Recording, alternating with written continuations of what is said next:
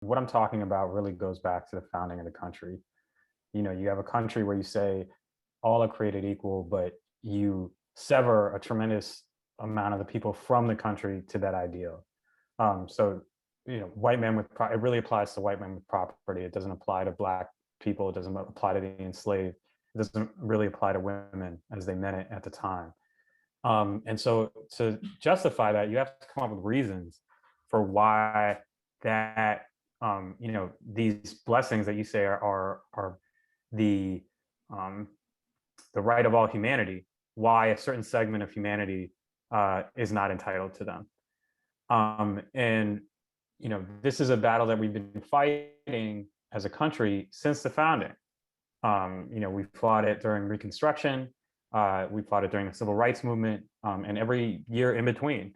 And I think if you understand that America's fragile experiment with multiracial democracy only really started in earnest in 1965, then it becomes much more understandable that it is as vulnerable as it is to this kind of ideology, which, after all, long predates Trump.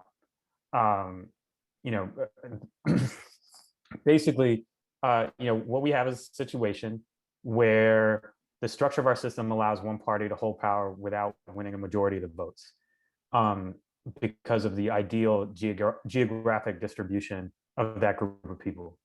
And so the party that represents that group, it becomes even more urgent for them to persuade them that they are sort of on the verge of annihilation. Their way of life is about to be destroyed. And you can see this with Donald Trump in his rhetoric. He says, I'm the one who's going to protect you from everything. I'm going to protect you from what the liberals are going to do when they gain power, which is take everything away from you that matters to you. And that's how you end up justifying things like disenfranchising rival constituencies, how you justify trying to violently overthrow an election. It's all tied to this idea that there is a legitimate group, and there's a group in America that has the legitimate right to permanent political and cultural hegemony in the United States, and anything that threatens that is a threat to the country that as it is meant to be.